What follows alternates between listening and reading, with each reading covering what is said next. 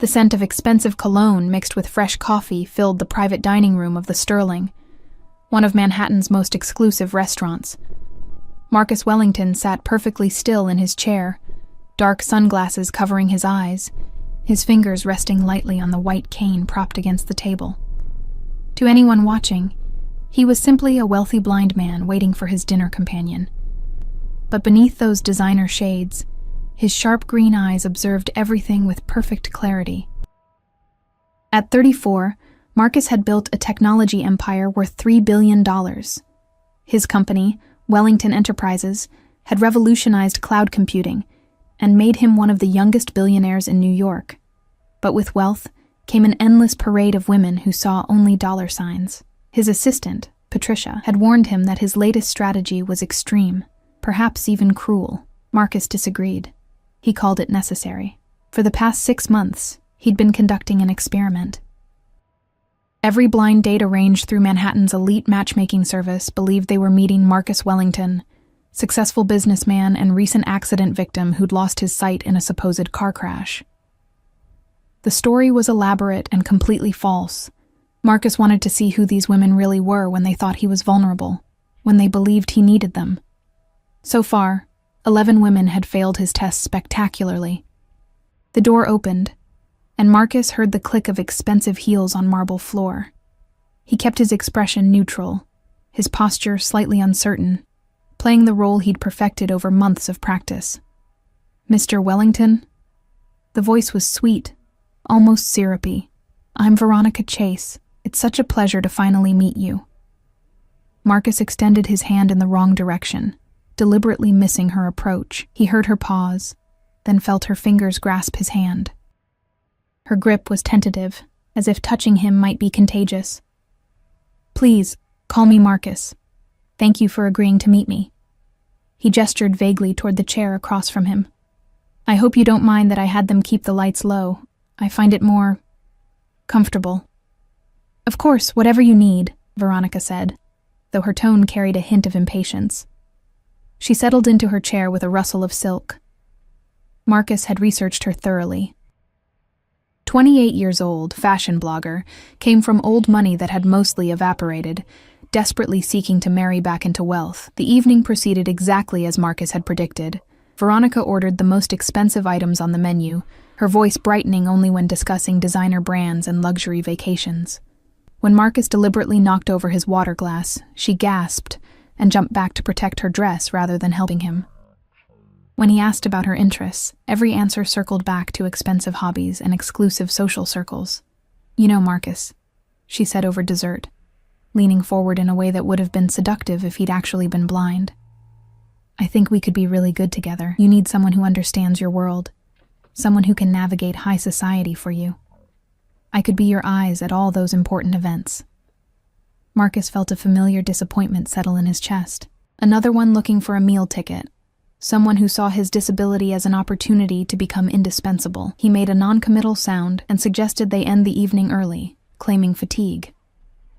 After Veronica left, without offering to help him find his car, Marcus removed his sunglasses and rubbed his temples. Patricia appeared from the private entrance where she'd been monitoring everything through hidden cameras. "That makes 12, she said quietly. Her weathered face creased with concern. "Marcus, maybe it's time to stop this. Not everyone is going to fail your test." "Then let's keep going until we find someone who passes," Marcus replied, his voice harder than he intended. "Schedule the next one." Patricia sighed. "There's actually a complication with the next candidate. She's not from our usual agency. A friend of mine insisted I meet her. She's a single mother, works as a nurse, just moved to the city. She's only doing this as a favor because her best friend signed her up without permission. Her name is Claire Morrison." "A nurse?" Marcus raised an eyebrow. "That's different. But the same rules apply. If she's really as genuine as your friend claims, she'll prove it." 3 days later, Marcus sat in the same private room at the Sterling, once again playing his part. He heard the door open, but this time there were 2 sets of footsteps, one confident, one smaller and uncertain. "Mr. Wellington, I'm so sorry. There's been a bit of a situation." The voice was warm and slightly breathless, touched with genuine embarrassment. "I'm Claire Morrison, and this is my daughter Sophie." My babysitter got sick at the last minute, and I couldn't reach anyone else. I completely understand if you want to reschedule. This is absolutely not appropriate for a first meeting. Marcus tilted his head, momentarily thrown off script. In all his months of testing, no one had ever brought a child. He heard the little girl whisper something, and Claire's gentle response. "Sweetie, let Mr. Wellington answer." "How old is Sophie?" Marcus asked, keeping his voice neutral. "I'm 7, a small voice piped up before Claire could answer. "And Mommy said I have to be very good and very quiet. I brought my coloring books." Despite himself, Marcus felt a smile tug at his lips. "Well, Sophie, I think we can make an exception tonight. Please, both of you, sit down." He heard Claire helping her daughter into a chair, the rustle of a backpack being opened, the whispered instructions to stay in her seat. Then Claire sat down across from him, and Marcus caught the faint scent of lavender soap. Simple, clean, nothing like the designer perfumes he'd been subjected to lately. "I really do apologize," Claire said. "This is mortifying. My friend Rachel set up this whole thing without telling me, and then everything went wrong today. We can just have a quick drink and call it a night." "Tell me about your day," Marcus said, genuinely curious now. "What made everything go wrong?" Claire laughed, a real laugh without artifice. "Well, let's see. I worked a double shift because 2 nurses called in sick. Then Sophie's school called because she wasn't feeling well, but by the time I got there she was fine. Apparently she just missed me. Then my car wouldn't start, so we took the subway. And Sophie dropped her favorite toy between the platform and the train, and then the babysitter cancellation. It's been one of those days where you either laugh or cry. And I'm choosing to laugh." Marcus found himself genuinely smiling. "And yet you still came?" "Well, Rachel would never let me hear the end of it if I didn't. Plus, she showed me your picture, and I figured if I was going to be completely humiliated, it might as well be in front of someone handsome." She paused. "Sorry, that was inappropriate. I'm out of practice with this whole dating thing." Throughout dinner, Marcus noticed things he'd never observed in his previous 12 dates. Claire cut her daughter's food without being asked. She ordered modestly, chose the pasta special over the expensive seafood. When Marcus deliberately fumbled with his napkin, she picked it up and handed it to him naturally, without fanfare or excessive sympathy. She talked about her work with genuine passion, describing the elderly patients she cared for with warmth and humor. Sophie remained remarkably well-behaved, coloring quietly and occasionally showing her mother pictures. But when dessert arrived, Marcus heard the little girl's stomach growl loudly. "Mommy, I'm still hungry," Sophie whispered. Not quite quietly enough. There was a long pause, and Marcus sensed Claire's discomfort.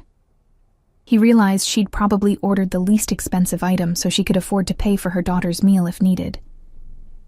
His chest tightened with an unfamiliar feeling.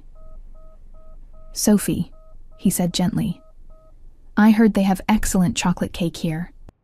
Would you like to try it? I'm not supposed to have too much sugar, and I'd hate for it to go to waste." "Really?" The little girl's voice lit up with excitement. "Really? In fact, order 2 slices. I insist." As the evening continued, something shifted inside Marcus. Claire asked him about his work with genuine interest, listened to his answers without calculating their net worth. When he mentioned missing certain sights since his accident, she described the view from the restaurant windows with such vivid detail that he could almost forget he could actually see it himself. "The city lights are reflecting off the buildings across the street," Claire said softly. "Everything's gold and silver, like someone spilled a jewelry box across the skyline. And there's a street musician down below. We could barely hear him over the traffic when we came in, but he's playing violin. Sophie loves violin. I want to play violin someday," Sophie added sleepily, her head drooping onto her mother's arm. When dinner ended, Claire insisted on splitting the bill despite Marcus's protests. "I may not have much, but I pay my own way," she said firmly. "That's how my parents raised me." As they prepared to leave, Marcus stood, deliberately moving uncertainly. Claire immediately moved to his side, but not to grab his arm or take control. Instead, she asked quietly, "Would you like me to walk with you to your car? No pressure, I just want to make sure you get there safely." Something in her voice, The complete absence of manipulation or calculation made Marcus's carefully constructed test feel suddenly cruel. For the first time in 6 months, he felt ashamed of his deception. "That would be nice," he said softly. "Thank you, Claire." As they walked through the restaurant, Sophie's small hand slipped into his free one, trusting and innocent. Marcus felt his heart constrict. At the door, he made his decision. "Claire," he said, stopping before they exited, "would you be willing to see me again? Maybe somewhere less formal? A park, perhaps, where Sophie could play?" He heard her sharp intake of breath, felt her surprise. You'd want to see us again, even after this chaotic disaster of an evening?" "Especially after this chaotic disaster of an evening," Marcus said, and meant every word. What he didn't know was that his simple act of kindness, offering cake to a hungry child, treating them both with genuine respect, was about to save his life in ways he never imagined. Because 3 blocks away, the real Marcus Wellington's driver was waiting with the car, and a man with a gun was watching from the shadows, waiting for the blind billionaire to emerge alone and vulnerable. But tonight, Marcus wouldn't be alone, and that would make all the difference. The following Saturday, Marcus found himself in Central Park without his sunglasses for the first time in 6 months of dates, though he still carried the white cane as part of his elaborate performance. The autumn air was crisp, carrying the scent of fallen leaves and roasted chestnuts from nearby vendors. He'd chosen this location carefully, public enough to seem casual, but with quiet corners where they could talk. Claire arrived exactly on time, Sophie skipping ahead of her in a bright yellow jacket that made Marcus's chest tighten with unexpected tenderness. The little girl ran straight to him, her small hand reaching for his. "Mr. Wellington, Mommy says we're going to feed the ducks." Sophie's excitement was infectious, her voice ringing clear in the morning air. "Please, call me Marcus," he said, crouching down to her level, careful to keep his eyes slightly unfocused behind the tinted glasses he'd switched to for outdoor wear. "And yes, I brought bread specially for the ducks." Claire approached more cautiously, dressed simply in jeans and a sweater that had seen better days. Marcus noticed the careful patches on Sophie's jacket sleeves, the way Claire's shoes were worn, but meticulously clean. Everything about them spoke of dignity maintained, despite financial struggle. "Thank you for this," Claire said softly. "Sophie hasn't stopped talking about you all week. I hope that doesn't make things weird." "Not at all." Marcus stood, offering his arm. "Shall we?" As they walked toward the lake, Claire described everything around them. The joggers passing by, the street artist painting portraits, the way the sunlight filtered through the bronze and gold leaves. Her descriptions were so vivid that Marcus found himself closing his eyes for real, experiencing the park through her words rather than his sight. Sophie ran ahead, staying within Claire's watchful eye, chasing pigeons and collecting interesting leaves. Marcus observed the way Claire tracked her daughter's movements with practiced ease, never hovering but always aware. "Tell me about Sophie's father," Marcus said quietly, surprising himself with the question. "If that's not too personal." Claire was silent for a long moment. When she spoke, her voice carried old pain tempered by time. "Daniel was my high school sweetheart. We married young, too young probably. When I got pregnant, he seemed happy at first. But after Sophie was born, everything changed. He couldn't handle the responsibility, the crying, the bills. One morning I woke up and he was just gone. Left a note saying he wasn't ready to be a father. That was 7 years ago. "I'm sorry," Marcus said, and meant it. "Don't be. We're better off, honestly. Sophie doesn't remember him, and I've learned I'm stronger than I thought." Claire paused. "What about you? Patricia mentioned you were in an accident, but she didn't give details." Marcus felt the familiar guilt of his deception rise up. He'd prepared this story carefully, rehearsed it dozens of times. Car accident 6 months ago. Traumatic optic neuropathy. The doctors say the damage might be permanent. The lies tasted bitter on his tongue, especially with Claire's honest pain still hanging in the air between them. They reached the lake, and Sophie immediately began tossing bread to the eager ducks. Claire guided Marcus to a bench, her touch gentle on his elbow. They sat in comfortable silence, watching, or in Marcus's case, pretending not to watch. Sophie's delight. "Can I ask you something?" Claire said after a while. That first night, at the restaurant. You seemed surprised when I brought Sophie. Why? Marcus chose his words carefully. Most people wouldn't have been so honest about the situation. They would have hidden it, or made excuses. I don't believe in starting anything with lies, Claire said simply. Even if it means embarrassing myself. The irony of her statement struck Marcus like a physical blow. Here he was, building an entire relationship on deception, while she valued honesty above all else. Before he could respond, Sophie came running back, breathless with excitement. Marcus, there's a man over there doing magic tricks. Can we go see? Please? Claire started to protest. Marcus could hear the worry in her voice about imposing, but he stood immediately. I'd love to. Lead the way, Sophie. The little girl took his hand with complete trust, and they made their way to where a street magician was performing.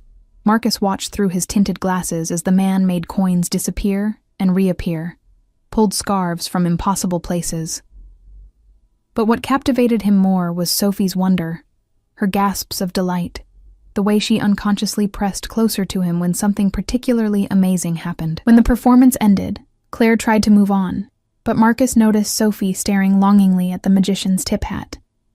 He pulled out his wallet, deliberately fumbling with it. Claire immediately moved to help, and in that moment, Marcus saw her notice the thick stack of bills inside. Her expression didn't change, no calculation, no sudden interest. She simply helped him extract a $20 bill and guided his hand toward the hat. That's too much, she whispered. A 5 would be generous. Sophie's smile is worth $20.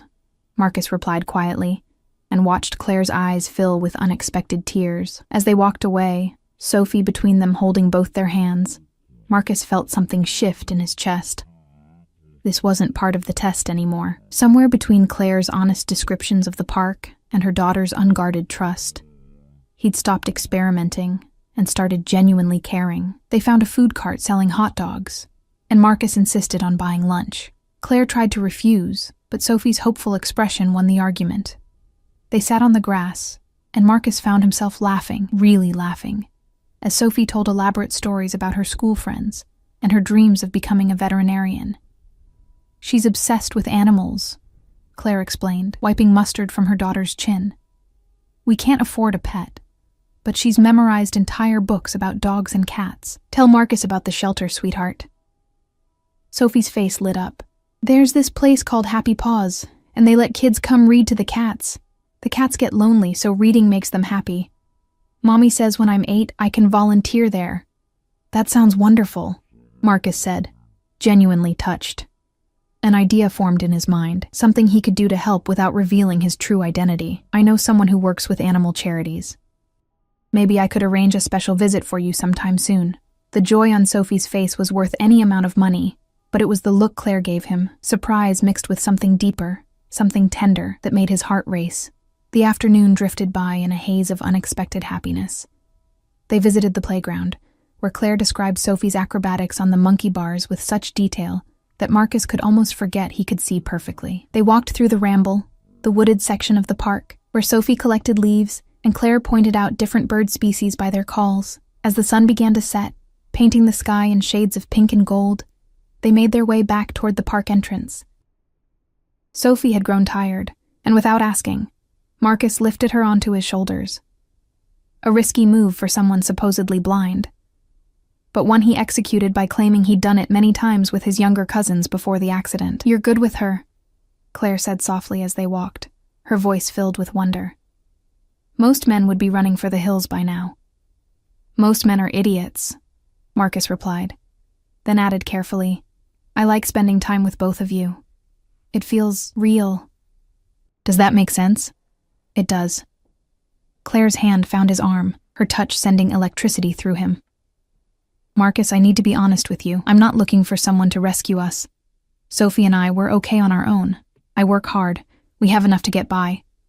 If we're going to see each other again, it has to be because you want to, not because you feel sorry for us. Marcus stopped walking.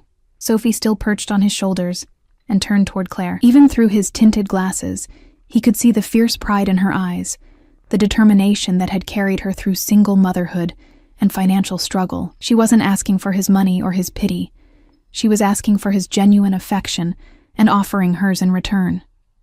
"I don't feel sorry for you," he said quietly.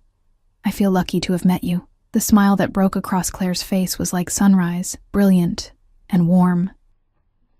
For a moment, Marcus almost told her the truth, almost ripped off the glasses and confessed everything. But fear held him back. What if she was angry? What if she felt manipulated? What if this fragile, beautiful thing between them shattered before it truly began? They exchanged phone numbers at the subway entrance, Sophie already half asleep against her mother's shoulder. As Marcus watched them descend the stairs, watched, not pretended to sense, he felt Patricia's presence beside him. His assistant had been shadowing them all day, as always. "You're in trouble," Patricia said quietly. "You're falling for her." "I know," Marcus admitted. "What do I do?" "Tell her the truth before this goes any further.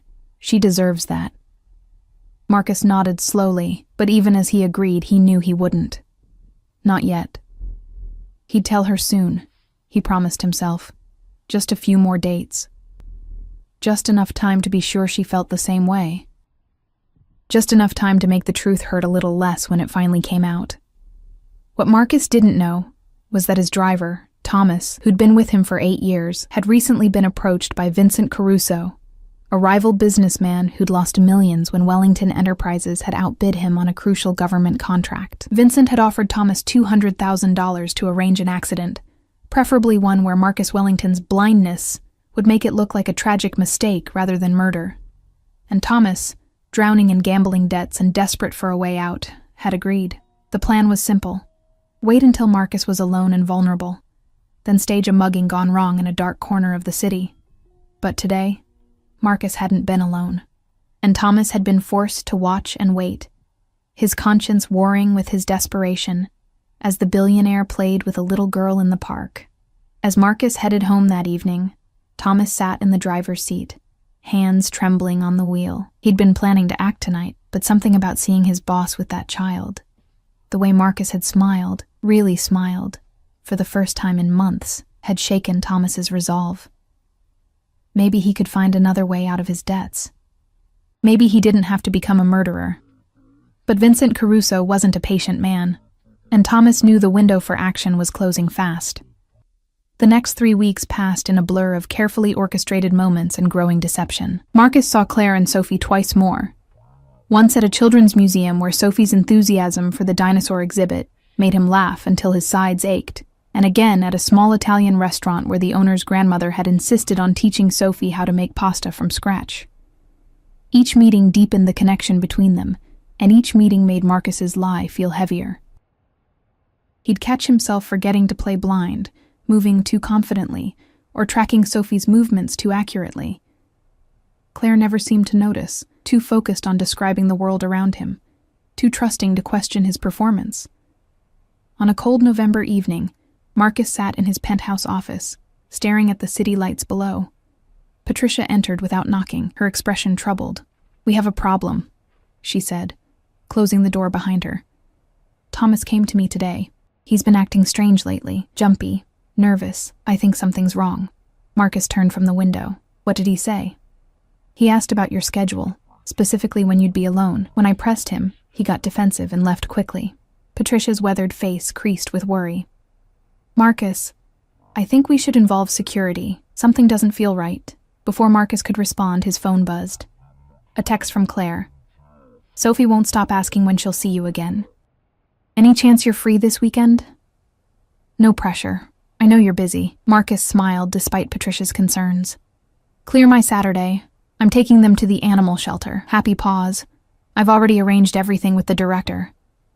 "Marcus, did you hear what I said about Thomas?" "I heard you. Look into it quietly, but don't cancel anything with Claire." He paused, his expression softening. "Patricia, I think I'm going to tell her the truth this weekend, after the shelter visit." "She deserves to know." Patricia's expression shifted from concern to something gentler. "You love her." It wasn't a question, but Marcus answered anyway. "Yes, and Sophie too. I never expected this, never planned for it. But somewhere between the park and the pasta making, and her descriptions of sunsets I can actually see, I fell completely in love with both of them. Then tell her soon, Patricia urged, before she finds out some other way. That kind of deception, even with good intentions, could destroy everything. Marcus nodded, but a cold feeling settled in his stomach. What if Claire couldn't forgive him? What if she saw his test as cruel manipulation rather than protective caution? What if he lost them both before he really had them? Saturday morning arrived cold and bright. Marcus waited outside Happy Paw's animal shelter, his usual disguise in place, tinted glasses, white cane, carefully practiced uncertain movements. When Claire and Sophie arrived, the little girl was practically vibrating with excitement.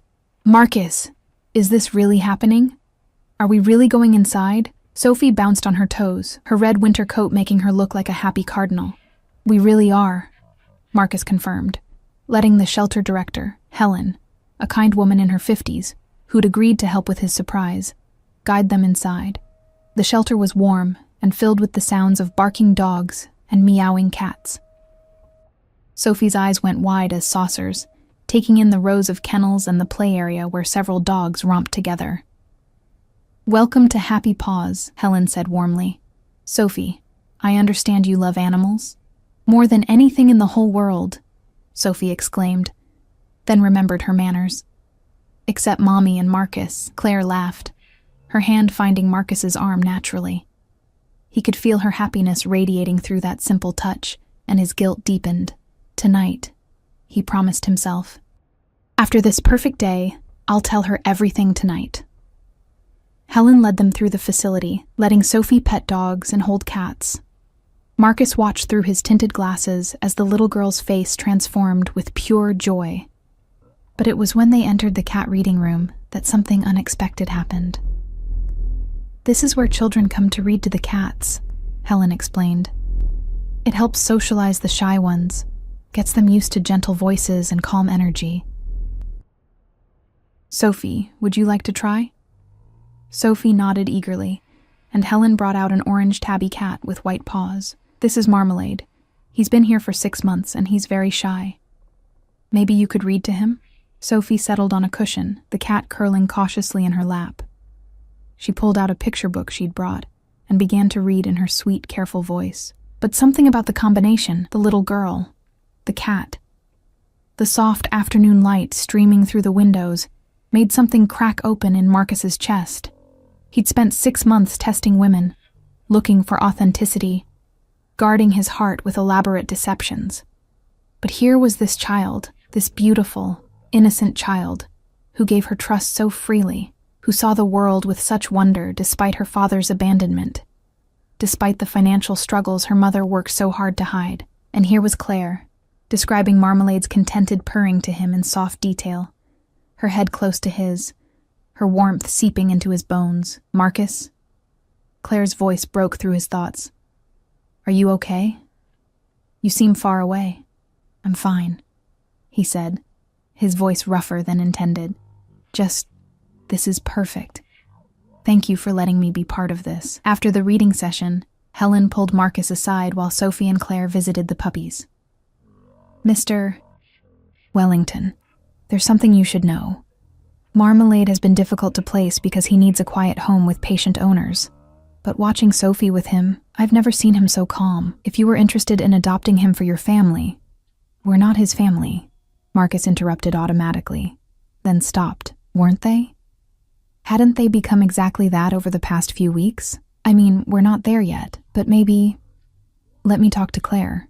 When he returned to them, Sophie was crying softly, pressing her face against her mother's shoulder. Claire looked up at Marcus with helpless sadness. She doesn't want to leave Marmalade, Claire explained quietly. I've tried to explain we can't have a cat in our apartment, but Marcus made his decision in an instant.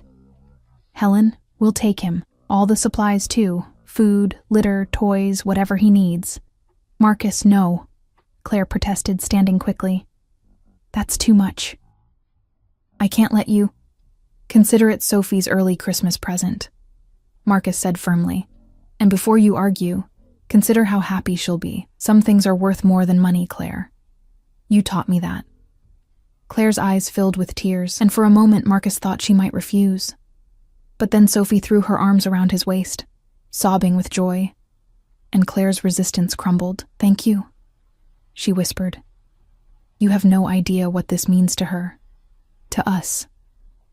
As they completed the adoption paperwork and loaded Marmalade's carrier into Claire's friend's borrowed car, Marcus felt simultaneously elated and terrified. He'd just made himself part of their daily lives in a concrete way. There would be no easy exit now, no way to gracefully disappear if Claire couldn't forgive his deception. "Can Marcus come to our apartment?" Sophie asked as they prepared to leave. To help Marmalade get settled, Claire hesitated, and Marcus could read her uncertainty. Their apartment was undoubtedly small and modest, nothing like the luxury she probably imagined he was used to, but the invitation in her eyes was real, and he couldn't refuse. "I'd love to," he said. The drive across town took 40 minutes.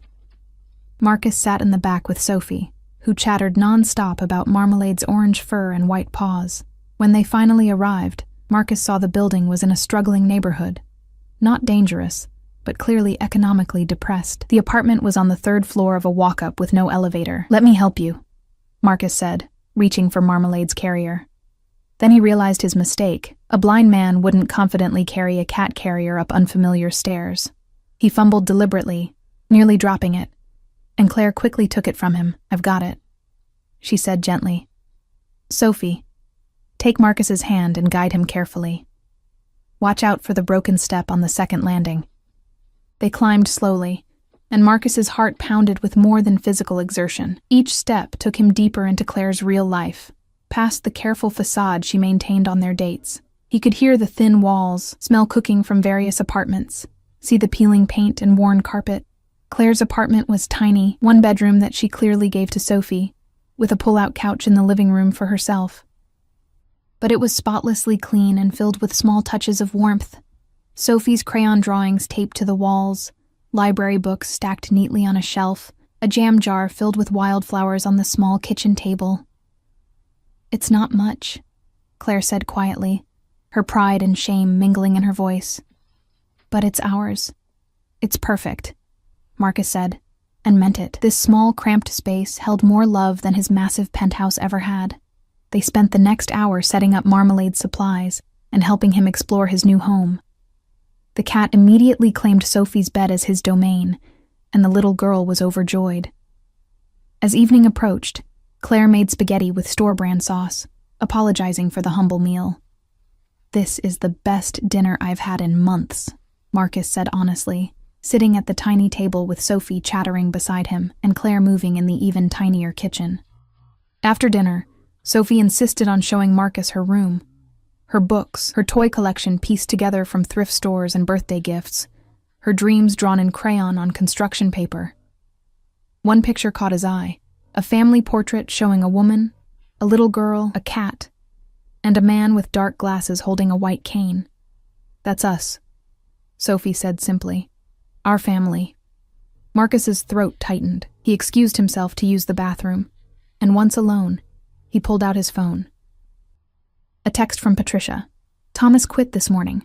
Took off without explanation. I'm having him investigated, but I thought you should know. Be careful." A second text followed. "Also, there's a reporter sniffing around, asking questions about your accident. The story might break soon. Tell Claire now." Marcus stared at his reflection in the small, cracked mirror. He was standing in a bathroom that barely had room to turn around, in an apartment that could fit in his penthouse's living room, about to break the heart of the most genuine woman he'd ever met. He returned to find Claire putting Sophie to bed. Through the thin wall, he could hear the little girl's sleepy voice. "Mommy, is Marcus going to be my daddy? Because I'd really like that." Claire's response was soft, meant only for her daughter. "I don't know, sweetheart. But wouldn't it be wonderful?" Marcus felt like he'd been punched in the gut. He waited until Claire emerged, her expression soft with maternal love. They sat together on the pull-out couch, close but not touching. "Claire, I need to tell you something," Marcus began, his heart hammering. "Wait," she interrupted, taking his hand. "Let me go first. Marcus, these past few weeks have been... I never expected to feel this way again. After Daniel left, I built walls. I told myself Sophie and I were fine alone. that we didn't need anyone. But you." She paused, her voice breaking slightly. "You've been so kind, so patient. The way you are with Sophie, the way you listen to me. Really listen. I'm falling in love with you, Marcus, and that terrifies me because I have Sophie to think about, and I can't afford to make mistakes, but I also can't keep pretending I don't feel this way." Her confession hung in the air between them, beautiful and terrible. This was the moment. Marcus needed to tell her everything. About the test, the deception, his perfect vision and immense wealth. But as he opened his mouth to speak, his phone buzzed with an urgent text from Patricia. "Thomas is in the hospital. Attempted suicide. Left a note confessing someone paid him to kill you. Police are involved. You need to come now." Marcus's blood ran cold. Someone had tried to have him killed, and his driver, a man he'd trusted for 8 years, had been desperate enough to consider it. Suddenly, his elaborate blind test seemed not cautious, but absolutely necessary. There were people in his world who wanted him dead. People who would exploit any weakness. And now Claire and Sophie, with their trust and love and vulnerability, had become potential weaknesses. Potential targets. "Marcus, what's wrong?" You went completely pale. Claire's hand was on his face, her thumb brushing his cheek with such tenderness it nearly broke him. "I have to go," he said abruptly, standing. "Emergency. I'm sorry, Is everything okay? Can I help?" "No, yes, I mean, it's complicated." Marcus grabbed his coat and cane, his carefully maintained performance falling apart. "I'll call you tomorrow. I promise I'll explain everything." He was out the door and down the stairs before Claire could respond, leaving her standing in her small apartment, confused and hurt, with no idea that her blind date with a billionaire had just become exponentially more dangerous. The hospital's sterile corridors felt endless as Marcus rushed through them, his disguise abandoned. Patricia met him outside the intensive care unit, her face grave. "Thomas is stable but sedated." The police found his suicide note. It detailed everything. Vincent Caruso offered him $200,000 to stage your death as a mugging.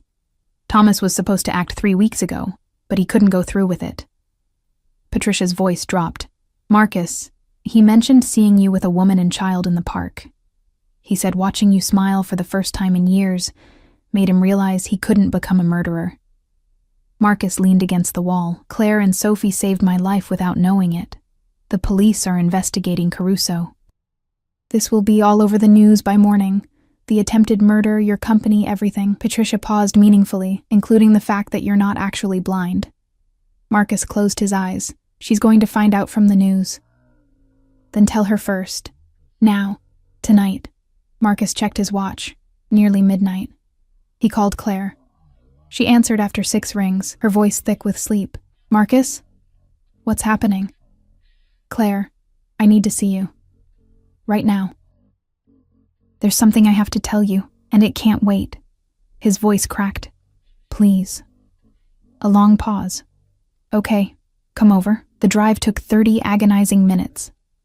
When Claire opened the door, wrapped in an old bathrobe, Marcus took a deep breath and removed his tinted glasses, meeting her eyes directly for the first time. "I can see you, Claire. Perfectly. I've always been able to see you." Marcus watched shock cross her face. "There was no car accident. I've been pretending to be blind for 6 months as a test. I wanted to see who would treat me with genuine kindness when they thought I was vulnerable." The silence felt like eternity. Claire's face went white, her hands trembling. "You've been lying to me," she whispered. "This entire time. Sophie drew a picture of you with your cane. She told everyone at school about her friend Marcus who can't see, and it was all a lie?" "No," Marcus said desperately. "My feelings for you are completely real. I was going to tell you tonight before the emergency." "What emergency? Or is that another lie?" Marcus told her everything, about Thomas, Caruso, the murder plot. "You and Sophie literally saved my life that day in the park. If I'd been alone, Thomas might have gone through with it." Claire stood abruptly, pacing. "So what am I supposed to be? Grateful? Happy that we accidentally saved a billionaire who was too paranoid to be honest? That's not fair." You don't understand what it's like, the constant manipulation, people seeing dollar signs instead of a person. By lying to a single mother who can barely make rent? Claire's voice rose, then dropped, remembering Sophie. By making her daughter fall in love with you? Sophie has abandonment issues because of her father. She finally started to trust again. And now I have to tell her you've been lying from day one. The accusation hit Marcus hard. He hadn't considered Sophie's perspective, hadn't thought about how his deception would affect a child already abandoned once. "I'm sorry," he said, voice breaking. "I fell in love with you. That wasn't part of any plan." "Love?" Claire laughed bitterly. "Love is honest. Love is vulnerable. Love doesn't play games." Tears streamed down her face. "I told you tonight I was falling in love with you. I trusted you with my heart, with my daughter's heart. And you were just conducting an experiment?" "It wasn't like that." "Then what was it like, Marcus? Make me understand how you could look me in the eye. Because yes, you could see me all along. And lie every single day." Marcus had no answer. He'd continued the deception long after he knew Claire was genuine. Long after he'd fallen in love. "I was going to tell you," he said weakly. "After the shelter. How generous of you." Claire's voice was flat. "And if there'd been no emergency, would you have told me next week? Next month?" "I don't know," Marcus admitted. "I don't know, and that makes it worse." Claire wrapped her arms around herself. "I think you should leave. Claire, please. Let me fix this." "How? How do I trust anything you say now? Every conversation we had, every moment, was it all part of the performance?" "No," Marcus said fiercely. "The performance was pretending to be blind. Everything else, the way I felt when you described sunsets, how Sophie's laugh made me happy, that was all real. You made me want to be better." Pretty words from a man who's proven he's very good at deception. Claire moved to the door, opening it. "Please go. I need to think." Marcus walked slowly to the door. At the threshold, he turned. "I love you. Both of you. That's the truest thing I've ever said." Claire's expression softened briefly, then hardened. "The man I fell in love with doesn't exist, Marcus. He was blind and kind and real. You're just a billionaire who thinks he can buy his way out of consequences." The door closed quietly. Marcus stood in the hallway, more lost than ever. He'd had everything he wanted, and his own cowardice had destroyed it. Patricia was waiting in the car. One look at his face told her everything. "She hates me," Marcus said. "And she has every right to.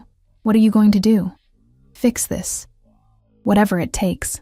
The next morning, the story broke. Billionaire Marcus Wellington targeted in murder-for-hire plot.